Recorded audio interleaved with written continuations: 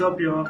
This is the Grack and Oz tape, where we talk about hip-hop culture, miscellaneous nonsense, and etc. I'm Grack. I'm Oz. And let's get to it. First, in the last video, two people left comments. The first comment was by our good friend Vicente Alvarez. He wrote, "Hope to see Graff discussed in such a manner.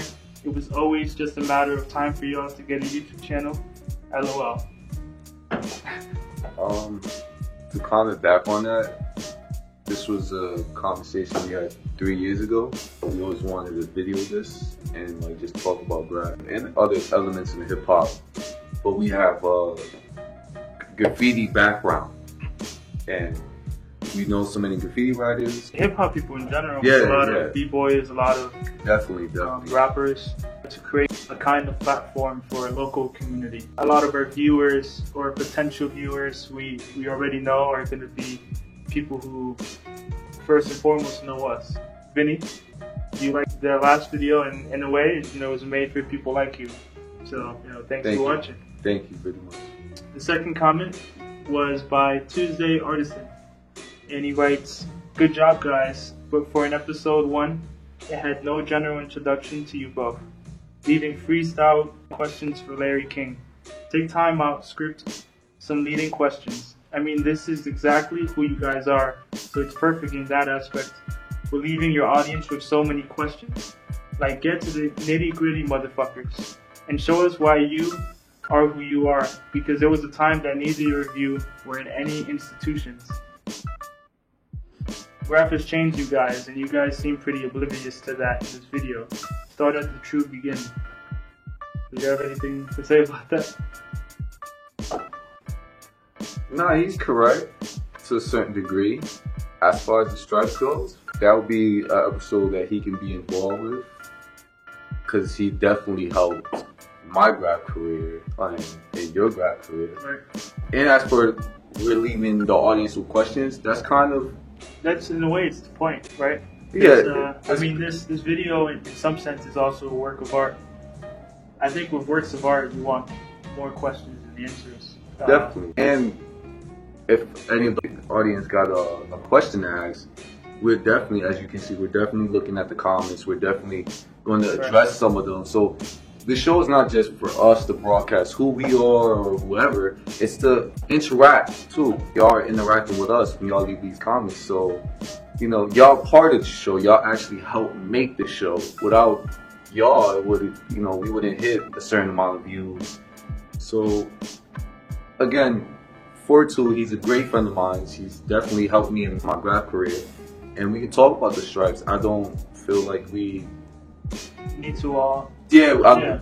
Sometimes I don't want to venture and talk about what I've done 7 years ago. I want to talk about what I'm doing now. The things I did 7 years ago can be for another episode, and some of it I might not want to broadcast or promote due to certain reasons. I don't want to name drop anybody without their consent, because everybody that I associate with during my 7 years of Graff, I want them to get that shine with their permission when I say their name. So, stay tuned, man. You guys stay cartoon and follow us, man. Yeah, I would say I'd be interested in releasing that kind of information throughout many videos. I'm interested in it coming out sort of naturally, But, thank you for watching. Thank you for commenting. And one other thing, that was like the most real comment that I've ever gotten. As far as like any other thing, we want comments that brutally honestly. For the next one, so a good friend of ours, he just pointed out that if you go on Google Maps, you can see some of your.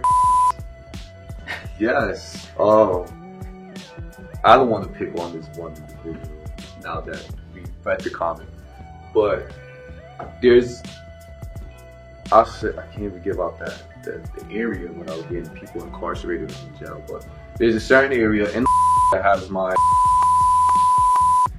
and it's on the incline of the area. Again, I can't give you that information due to certain circumstances that a lot of graffers are in. If you go on Google's map, You can definitely see some of and you can see my stripes on that. You can see how hard I was too.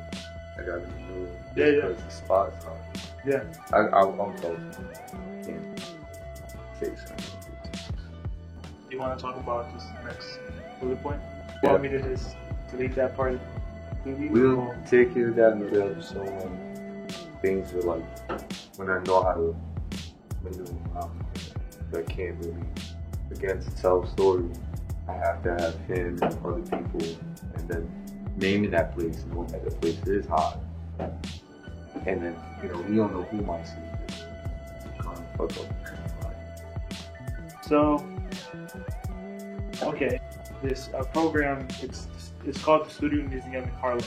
Yes. They have a residency every year. They pick 3 artists, and I guess I'll paraphrase some of the things that they have on the website. It says, the Studio Museum in Harlem is the nexus for artists of African descent, locally, nationally, and internationally, and for the work that has been inspired and influenced by Black culture. It is a site for the dynamic exchange of ideas about art and society. The program has supported more than 100 emerging artists of African or Latino descent, many of whom have gone on to establish highly regarded careers. Alumni include Shakaya Booker, David Hammonds, Kerry James Marshall, Julie Loretto, and Kevin Beasley. It's really interesting. Like, remember that? Yes. Listen to the list.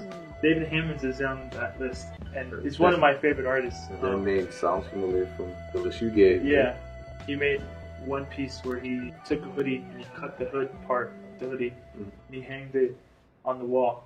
And it's kind of like this fragmented body, but especially a fragmented urban or Black or Latino body. Given that raw street project hood aspect and in the art form at that.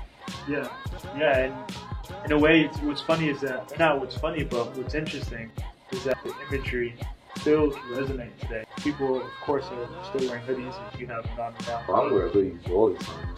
Yeah. That's just the Harper image.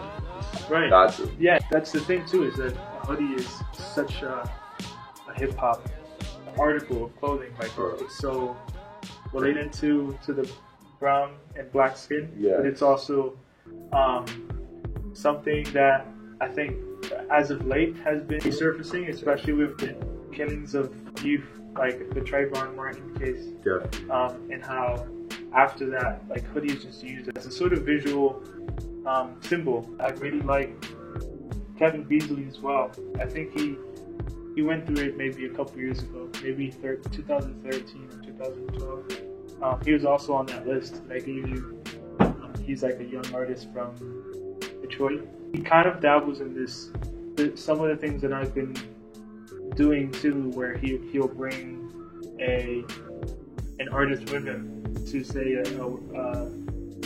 performance, right? So he'll do a performance. He'll have another artist come in from his area and do whatever they want to do, and then at that point they have creative license to do anything. Like, he's not telling them what to do, and that way it's kind of like he's putting people on as well. It's showing love, man. Like, it's showing love. It's showing that there's more than just me. Like, there's a lot of other people that can present something as something like art, and especially in the art community, even on the graffiti community. It's hard to get on, so to say. It's hard to get that push that people strive for, and you have to know the right people. It's like networking is the most important thing, I think, in art and also on the graph community. Networking is a big part of it. So I think that probably wraps it up for today. Yes. So this has been the Greg and Oz Show. I'm Greg. I'm Oz. Send comments on YouTube. And like this video. Yeah, subscribe and share it to your friends. Peace. That cartoon should be bang.